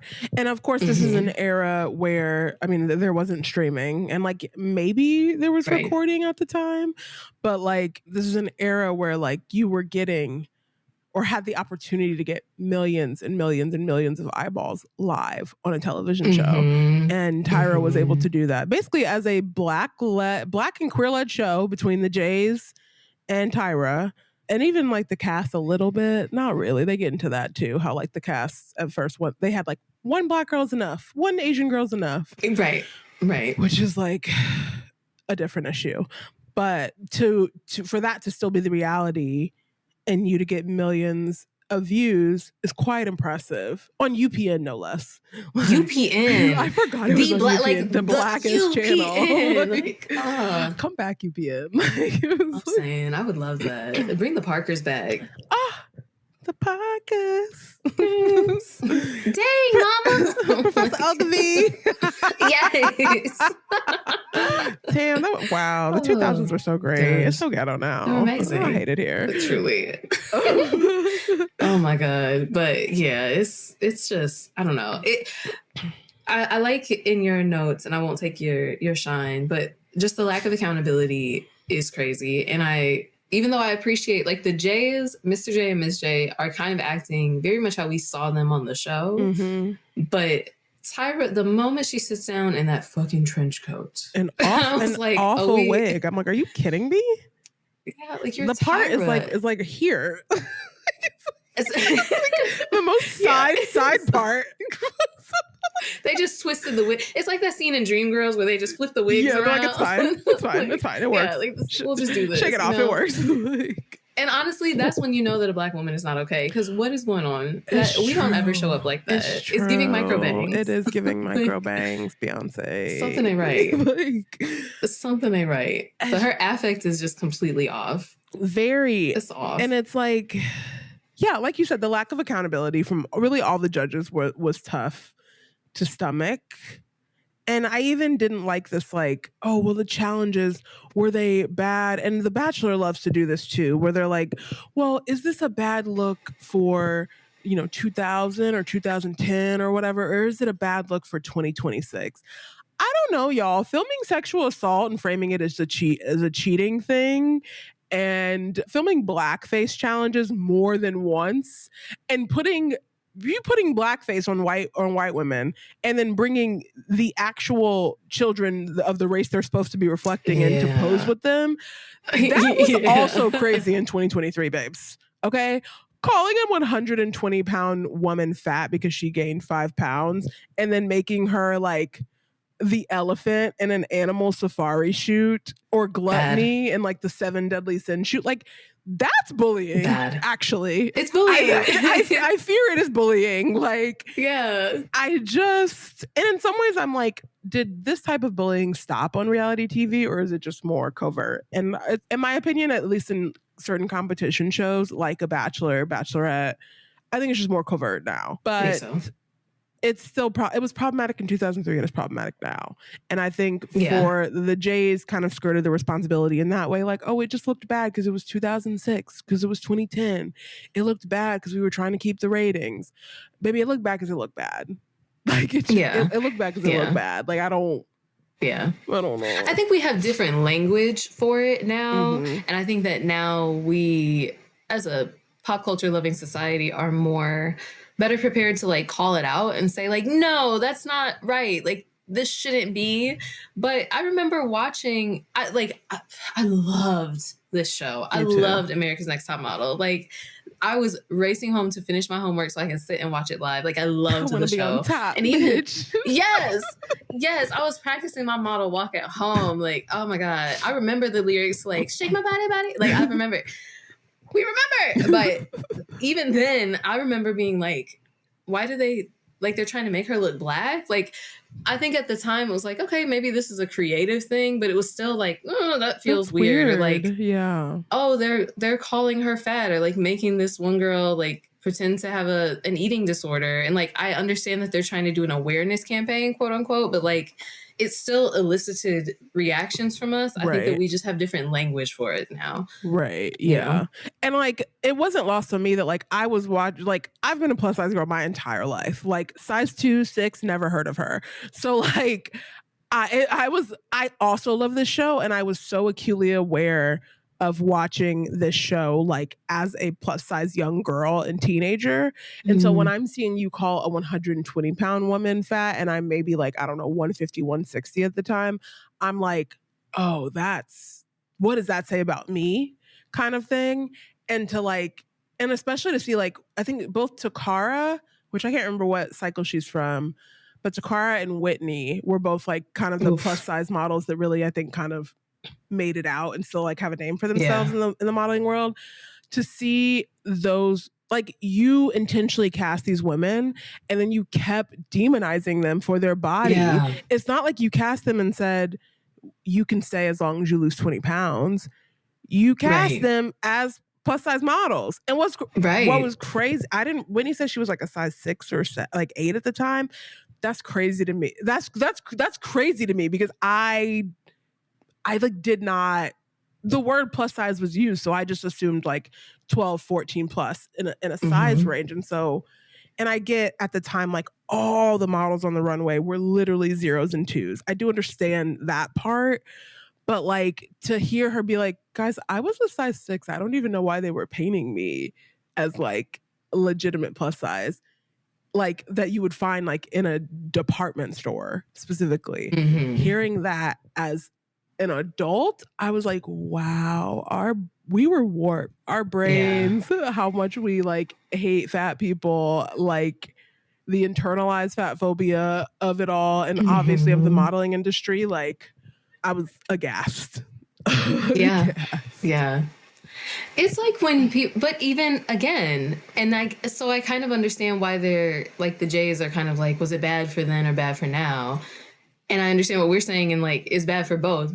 But I remember back then, like the tabloids and the blogs, the way that they used to talk about any girl that was not rail thin, heroin chic, sized, was just disgusting. And you really didn't get any of those affirmative conversations out in the open. You would maybe get them at home, maybe get them from around your friends. But yeah, it was very, very damaging. And I remember like, I mean, they were calling Hillary Duff plus size. And I think Hillary Duff was like a size 2 or a 4. Right. Like, Jessica but they were calling her like Britney Spears. Yeah. Exactly. You know, and then also like they were talking about these young, like Britney Spears at the height of her fame was 19 years old. 19 years old. Young. Her body wasn't even done. I mean, your body changes throughout your entire life, but I think about how much I've grown in my body since 19. Yeah. And even like Giselle, who I think was from Cycle 1, like she was the first like Hispanic girl on there. And she was talking about like how they said she had a wide ass and she was 18. Like she's still developing into her body. But like people would say that. Like I had family members who talk about like my legs and my body. And it's like, so I think the language, I think overall as a society, we are starting to course correct and understand how we vilified young women and vilified women's bodies in general. It was bad then, it's still bad now. I don't know. I guess that's where I'm at. I struggle to see how you want a season 25 after all of that, especially after all of that and not taking accountability. Like that's girl, go make your ice cream. Go make your ice cream. You live in Australia. You seem like you're having a good time down there. Like just maybe stick to ice cream. You know, I don't know. Maybe do like some strategy consulting work or something for modeling. But for Tyra herself, though, also to be a Black woman, and I won't say bigger body as like plus size, but just like a curvier body. Like she had like again, heroin chic was what we saw on. These were supposed to be runway models, so or like editorial models, like Vogue, like high fashion type models. And so even Tyra's body wasn't in her prime, maybe when she was 15 when she first started, but even Tyra's body was not that. So for her to demonize the very thing that she has spoken about being demonized for was interesting, and it kind of brought up this dynamic that I've experienced with Gen X and Boomer Black women, especially, unfortunately, in the workplace, who kind of claim that their goal is to be a mentor and lift as they climb, but really they kind of become some of our biggest bullies. Like, Tyra was not nice to the Black women. She was not nice to Eva the Diva. She was not nice to Takara. She was not nice to, was it Ebony in the first season? Ebony. Oh, when she called her ashy. Beautiful woman. Ebony is cheekbones, baby, and she had a shaved head in 2003, and she was a lesbian. Stunning. She was really like, yeah, like that was unheard. I mean, obviously, shaved head Black lesbians and dark skin Black lesbians existed in 2003. That's not what I'm saying. What I'm saying is seeing that on television, and we even got to see parts of her queer relationship on television, unheard of. And it's like, I see clips like that, and I'm like, that was actually really good representation. But every time she was in front of Tyra, it was like a teardown. And I'm like, what are we doing? And her face card, because she's in the documentary, still lethal. Still lethal. It's disappointing. It was disappointing to see what this documentary was or ended up being. Because I thought it was a really great opportunity to not even apologize, but just to kind of atone, like, yeah, that wasn't great. Yeah. And we just didn't get that. And I also think we got to see who Tyra really is, which I think most of us have figured out, like, oh, Tyra, like, girl, you ain't shit. Because even these people that you said were your heartbeats and your friends, the Jays and Nigel Barker, Miss J had a stroke, 5-ish years ago? And you ain't gone to visit her once in the hospital? You've texted twice? Yeah. That's crazy. That's so sad. That's really, really sad. It's so sad. And you've known this person before the show. Like, you've known this person. You've known her since you were 17. Yeah, like, kind of not built her model career, but was her basically a model coach. Yeah, like, her mentor. Yeah, Tyra was like, Miss J helped me walk, like learn how to walk, learn how to serve, learn how to be confident as a Black girl in my body. And so you can't even give her flat. Like, what? That says a lot about your character. Honestly, more than the stupid shit we saw on the show. Like, because that's who you are. And Jay Alexander was just on Sherry Shepherd's show this week and was like, Sherry Shepherd was like, so have you talked to Tyra since? And he just did a, you know, I ain't talked to that bitch. The looks that Miss J is giving the whole time, like, I love it. And they're like most of my meme folder, like a lot of them are Miss J from that from America's Next Top Model. Yes, when she like, always gave a face, like always. I'm always. Like, thank you for that. So I guess that's a good thing that came out of it. Memes. You know, honestly, the thing, and the one with the Black girl, she's like crying and shaking her fist. Yes. Like, yes. And even Ebony, like the fake cry, and then she's like, yeah, I'm that bitch. Yeah. Like, yeah. I had forgotten that was so from America's Next Top Model. Like, same. I think the bottom line that I'm coming to with this is, was it great TV? Yes. Was it messy? Yes. Exploitative? Yes. I almost think, looking back now that we have the hindsight, the 2020 vision of hindsight's 2020, it might have just been better as a real world-esque type of show. And just them coaching the girls through shoots and like real life go-sees, and we just record all of the horrors that they would have undoubtedly encountered as young women going into the industry, instead of having to fabricate all these challenges. Exactly. You know? Which project? And then go on.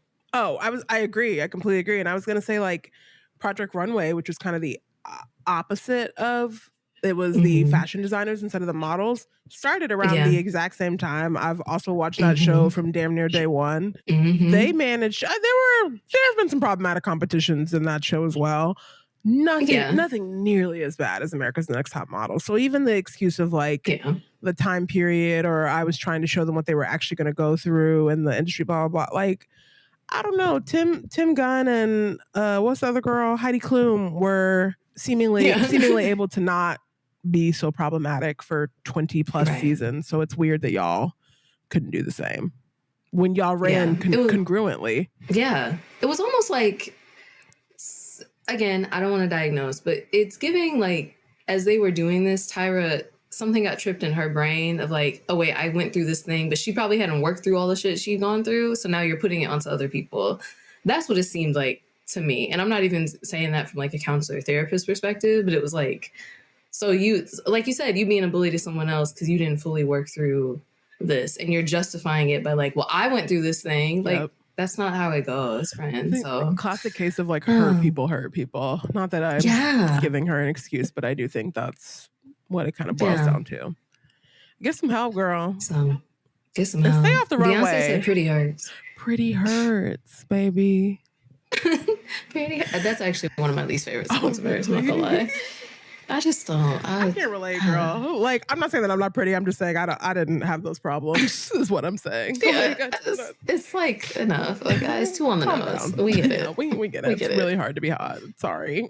Right. You still look how you look. Yeah, so anyway, whatever. So while you're kind of enjoying the time off, you know, having some hot ice cream, if you will, from Tyra's brand, while you're having your time off, we will hopefully come back right around the time of the Oscars. And as you know, if you're following us on Instagram, which you should be, then you would know that Miss Brittany is going through all of the current Best Picture nominations. And, you know, I also just love movies. So we're going to do a little recap of her watch-a-thon that she's been going through, and then also share some recommendations of things that you can watch while you were waiting for season 2 to start. Yes. So I announced on the podcast, and I think also on our Instagram, that I was going to watch all the Best Picture nominees, basically purely out of spite. I'm a hater first, and I don't prey on anyone's downfall, but I just peep it, you know? So, you know, I want Sinners to win Best Picture. I don't think that's any surprise, but it's an uninformed opinion, which sometimes is not great. So I'm watching every single Best Picture film so that it can become an informed opinion. I've only watched 3 so far, so I've got a lot to watch in the next 3 weeks. But sorry to say, y'all, Sinners is still taking it from me so far. Hey. So do with that information what you will. But yes, I will be. So I'm like taking notes during the movies and then like writing like kind of my final thoughts. And in my mind, my final thoughts will what will be like reels on our IG, just like 3-minute or less kind of reviews. Obviously, they will have spoilers in them. So if you like don't want to be spoiled on these movies, don't watch them. Save them for later for when you've watched the movie. Right. But like, I just hate when someone's like, well, "Why did you spoil it?" Maybe just told you I was going to talk about it. It's a recap. Anyway, so you can check. That will be on our. I almost said on our Patreon. We ain't got a Patreon yet. That will be on our. That will be on our Instagram at Good Home Training Pod. And then you also had like a spreadsheet, right? Like, or are you taking notes on your spreadsheet? I thought you did. Yeah. So I just had like, it's just a little like chart of like how long the movie is, where you can watch it at. I will share that actually. I can screenshot that and put it on our Instagram so that you guys can just see like, where can I watch this movie? Most of them are on Apple TV. I'm sure Apple TV is quite happy with the nominations this year. I didn't realize that until I started doing this. And I also put the length so that you all know all of them except for 1 or 2+ hours. I feel very strongly about that. I'm not a 2+ hour movie girly at all. Oh, it's rough. At all. Yeah. It's rough. And so far, most of them don't need to be that long. Yeah, there are a couple, I don't know if you got into them yet, but I was like, whoo, this did not, this could have been a mini series. One battle after another. Anyway. Also didn't need to be as long. It's actually the longest one, and in my opinion, did not need to be that long. So, okay. That's fair. So you have watched that one. So which other ones, besides Sinners? So you've watched Sinners, One Battle After Another, F1, and I started Frankenstein and fell asleep. So we're gonna watch that one again. Okay. Victor. I did say on this very podcast that I was like, I fucking hate Frankenstein, and you do. I think we gonna get through it, baby. That one might have to be like while I'm doing my hair, like styling it, because otherwise I fear that it'll be the one that I don't get through. So you have to make yourself a captive audience. Yeah, so like I can't do nothing else. I got gel on my hands, so I guess we're gonna watch this damn movie. So real. That's real. Sam did. I saw the first half. Sam finished it and did say that ultimately, like the second half ends up being really good. So it's just, I guess I also haven't finished it. The premise of the movie doesn't do it for me. Like the premise of Frankenstein in general doesn't do it for me. Like I don't know. Well, no, I've explained why. It's a me thing. It's fine. Well, I'm gonna get through it one ghetto minute at a time. Like, but I will. By the time y'all hear this, at the very least, the best picture chart that I have will be put up, so you guys can watch if you want to as well. Do a movie-thon with this. Love that. Yeah, maybe I'll put it on. We were thinking about starting a letterbox. You all can tell us in the comments if you'd like that, Is that or where if the you'd like us girls to just rate have the movies? Yeah. Okay, I don't know nothing about what the yeah. movies. I don't know nothing about movies now, child. I used to. But you are becoming such a cinephile. I love it for you. You are. What did you think of One Battle? Oh. No. Okay, so for the literal 2 hours, I was like, this is a joke, right? I'm like, this can't be real. And then like towards the end, I was like, oh, this is a joke. Like, this is actually a piece of satire. Like, I didn't know. Oh, yeah. I was like, what's going on? But even knowing that now, I'm like, no. Because you know what else was a piece of satire? Black Klansman. And that was quite good. Quite good. Okay, that was like, here's the thing. I find satire annoying because sometimes it gets this, I feel like the enjoyers of satire will be like, well, you're just too lowbrow to understand and that's why blah, blah. No, I think it needs to be really obviously satire. And there are ways where it was, but also Hollywood is so egregious and disrespectful to Black woman characters like, what's the girl's name, child? Perfidia Beverly Hills. Perfidia Beverly Hills. That I was like, yeah, someone could have totally seriously written this and thought that it was good. So it gave that at first, and then I realized it was something different, and I just feel like they could have kept that. I don't know that we. I don't know that we needed it. Yeah, I said in my final text, I was like, it didn't occur to me until 30 minutes from the end that this was a piece of satire.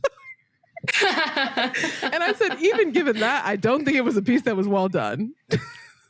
Fair. Hey. That's fair. It wasn't for me. I wasn't the target audience. I don't really know who the target audience was.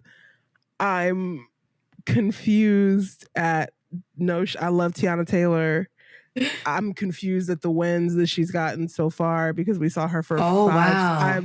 I'm just confused. I'm very confused. I was not. I also said in my I was not the target audience for this movie. Expect that review to be literally 60 seconds. I was not. Yeah. The target. It was not. I was not. I was also not the target audience for F1, but I quite enjoyed it. So that's okay. I don't really understand why it's best picture, but I enjoyed it. Like, yeah. Okay. I love. Okay. That's interesting. I feel like in my quick 1 to 2 sentences, which is going to be like 6 sentences, I feel like I agree. They didn't do, first of all, I do kind of like Paul Thomas Anderson, the director. I like some of his things. I felt like some of it was executed well, but then I feel like there were some threads that they just kind of let fall by the wayside. Like I thought Benicio del Toro, or no, is that his name? Yeah, Benicio del Toro, the sensei, his whole character and like what he was doing, that whole like chunk of the movie was super interesting to me. I was like, what's happening? Yeah, like what's going on? Like, okay, this is the battle we're talking about. Like, what's going on? But then they kind of just like didn't do a whole lot. It wasn't fully fleshed out. Yeah. And I think the satire in general was kind of like looking at different types of activists and like when you're in the larger battle and then the personal battles that we have. And so it took him like 18 or 20 years to like write the movie. And you can kind of tell like there's a lot of different life experiences written throughout. And his wife is Black. So I'm a little like, I don't know if he was trying to like honor some of her experience, but I think it was just, there was a lot going on. And then he kind of let like some things that really could have been fleshed out, should have been fleshed out a little bit more. I did think that the performances were really, really good. Oh, like, the acting was great. Yeah, like I know Tiana Taylor's, like I know her wins are really confusing, but I did think, I don't know, I feel like I've seen a lot of people who are like, she's just a stereotype. And to be honest, I don't fully agree with that because I think that she is a great actress. I agree. She's a great actress. And Regina, I could have done more with our girl Regina. I love Regina Hall. Yeah, of her.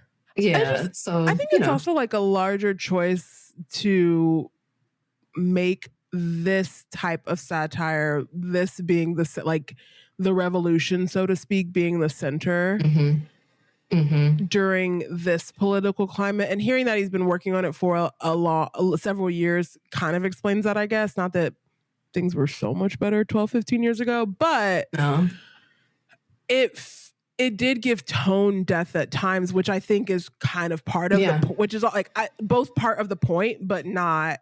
It didn't land well as a Black woman viewer in 2026 for me. It just didn't. I was like, I don't know that this is, again, Black Klansman, and I know there are other satires, but to me, there's so many similar, although like, isn't Black Klansman Spike Lee? I mean, Spike Lee is Spike Lee, so like, you're not. No, Spike Lee, yeah. I'm not trying to insult Spike Lee, but I compare the two. I'm not going to compliment him either. Not right now. Not right now. All right, that's fair. But like, he was writing from a lived experience, and also not that the Klan don't exist to this day, but like writing from a time period of, you know what? This is crazy.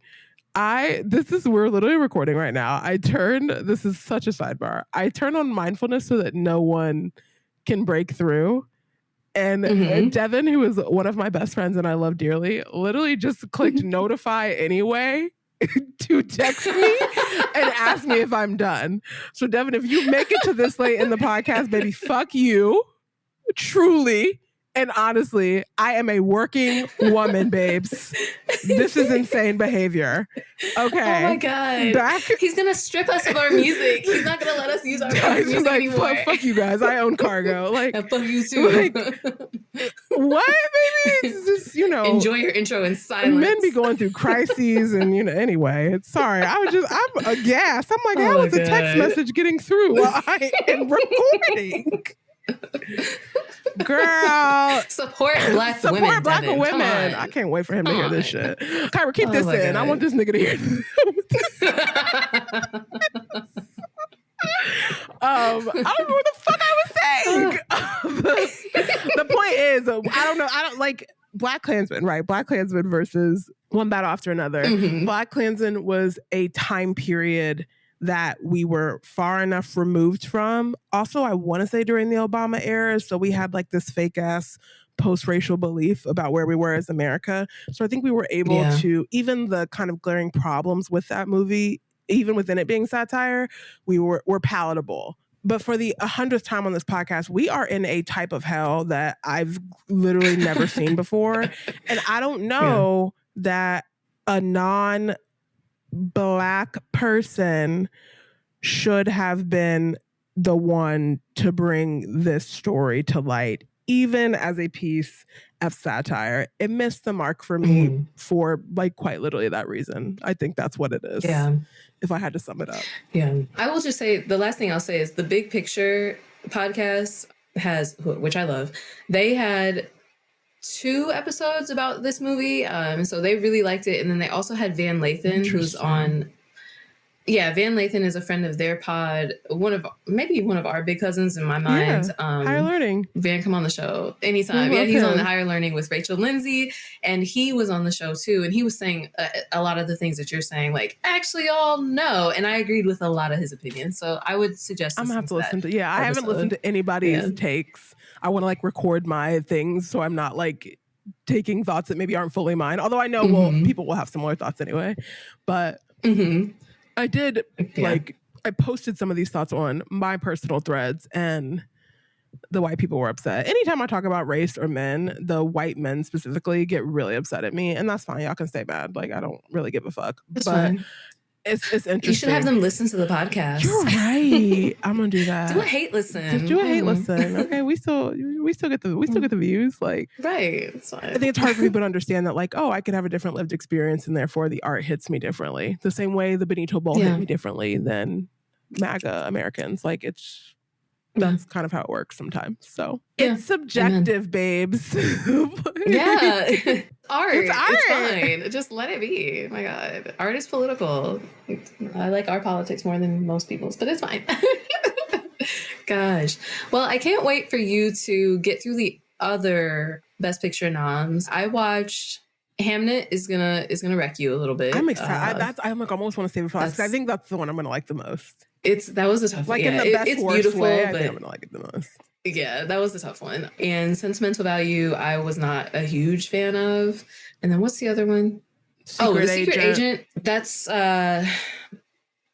it's immersive in another culture, and I really enjoyed that aspect. And it seems like another popcorn movie, maybe a little bit. Yeah. I'll probably watch that one with David too. One. Yeah, another. I'm going from longest to shortest, basically. That's a long one. I'm surprised you didn't start with that. I think it's like 2.5 hours. Yeah, it's 2:38. The longest one is one battle after another is 2:42. Oh God! I wish you all could see Casey King's face right now. Why does the satire need to be 3 hours? Like, make the point and end the movie. Right? We get it. We get it. Like, shit is fucked. Oh my God! Cut the camera. F1 was 2.5. Frankenstein is 2.5. The Secret Agent is 2:38, which I will probably watch like Sunday. So yeah. It's a beautiful one. It's long. F1 also did not need to be 2.5. Not at all. We understand for how much you zip around the track. Backstory we didn't get. It didn't need to be 2.5. It's just a sports movie. I hated it. Respectfully. Oh, you hated it. Wow. I didn't hate it. I actually didn't hate it. I found it entertaining, but in the vein of like Top Gun Maverick, which have you seen that? No, I feel like it's not meant for me to see it because every time I've seen it, something has happened. Like the movie theater projecting screen wasn't working. It was on rooftop cinema and it got rained out. We like rented it and then it like didn't work. So our money got refunded. Like 3 different times I've tried to sit and watch this movie. Wow. I feel like it's not meant for me to watch, y'all. Okay, so fair. I'm just fair. I have Apple TV now though, so maybe I will after this. Maybe that's like a March thing. Fair. That was okay. So Top Gun Maverick is a really fun adrenaline rush in the same way that like the F1 scenes are a really fun adrenaline rush. So I could get into that part, but I wanted more. Yeah. And I really like Damson Idris. I like that he's getting work. He seems like a great actor. I actually just started watching Snowfall. He's not the point, but he's so hot. I know. He looks like so that good. Is he looks so like good. Obviously not my man, but like if we talk about type, that is actually my type, which is crazy because my husband looks nothing like that. Fine. Look, and mine too. Not even a dark skinned man whatsoever. Okay. But I love a dark skinned man. God damn it. I think he's with Lori Harvey now. Oh, I ship that. Wow. That's too much fine for one couple, actually. I don't know that I can ship that. Same like when she was with Michael B. Jordan. It was too much. It was like too much. It's too Aaron much. Pierre and Tiana Taylor, I'm like, you guys are too someone has to be like medium ugly. Right. In a famous couple sexy specifically. Like we have Beyonce and Jay-Z. Jay-Z is obviously the medium ugly. Like, obviously. That's important. So yeah, you need that. It's too no, both of them look like two fine ass felines. Yeah, and it's like, this is too far. It's way too far. Are y'all open? Anyway. Just saying. I'm just saying. Her body is tea. Oh I talked about this. That's how I knew. I was like, oh, I like women. That fade video. Yeah.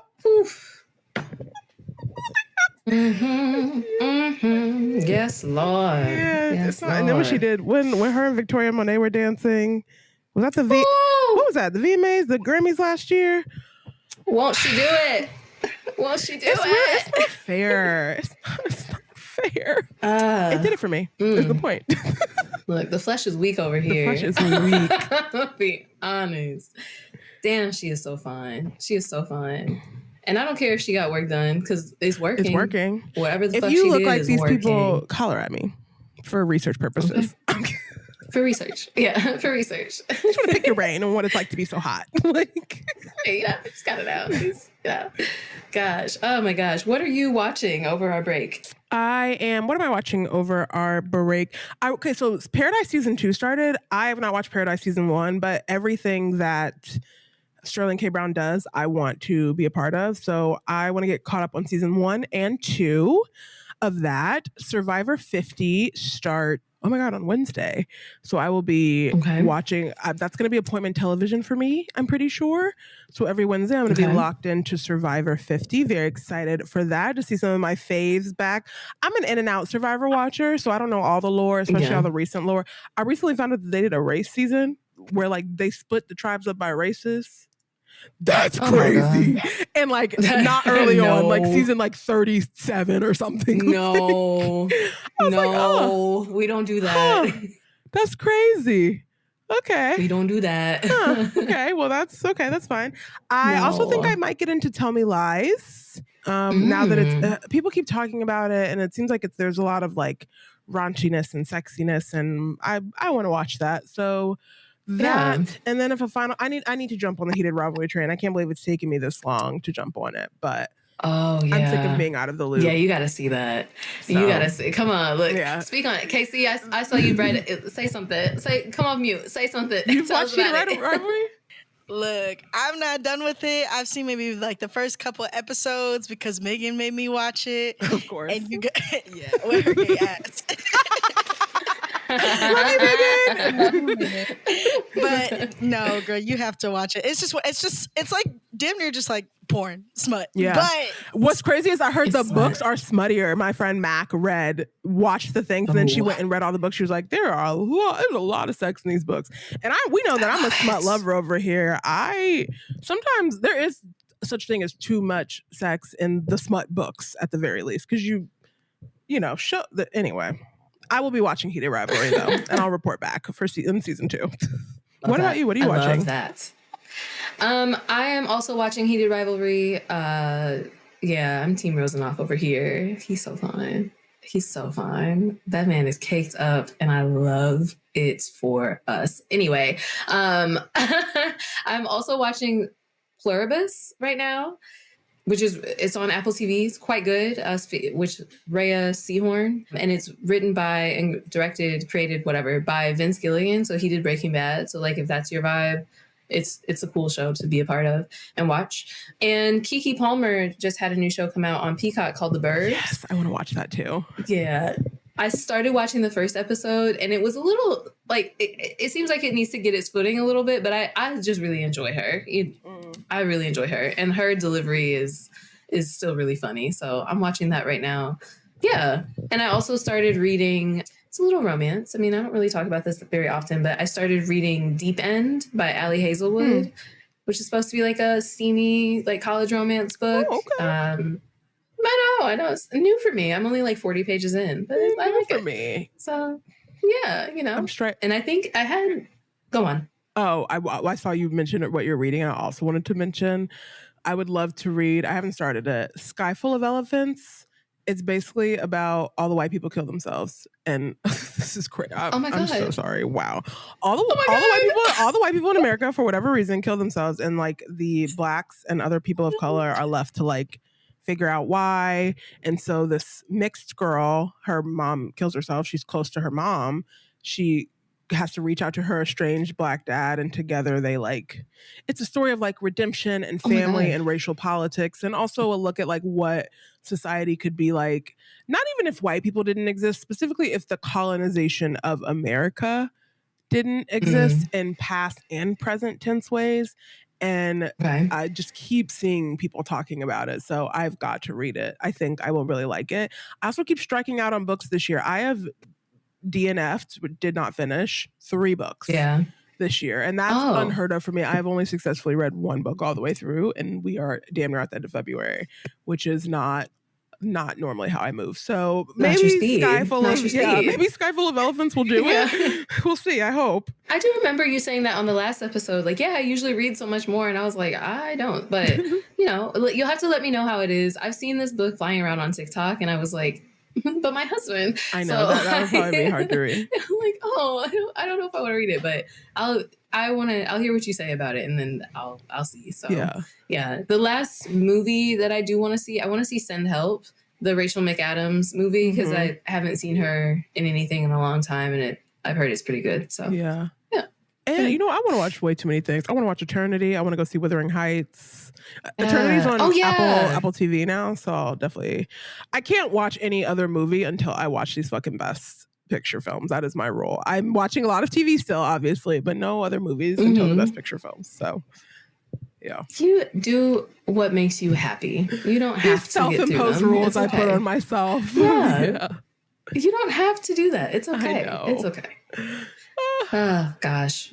Well, Shall we wrap We up? shall wrap up. We know this was a long one, guys. I love it. But it's the finale. So it's our finale. Take some time, press pause, listen and learn, come back, We did it. We yes. did And it. if you need to, you take a deep breath.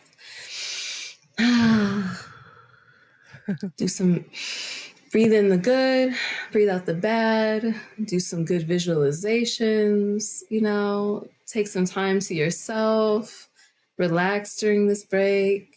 Don't stop being a hater. No. But be a lover too. Be a lover to yourself. To yourself, baby. Manifest. Yes, treat yourself right. Yes. Go listen to, some Duran Bernard. Jill Scott, baby. That new Jill album. Scott. Yeah. Ari Lennox. Yeah, we got a lot of good new R&B right now. So go take some time to yourself. And until we see you again in a very short time, don't miss us too much. When you go out into the world, remember who you are, remember where you came from, and remember your good home training. And thank you for rocking with us for a whole season. Whole season, we did it! Yay! We'll see you soon. Bye. Is someone stopping it? I'll stop it. Keep that in.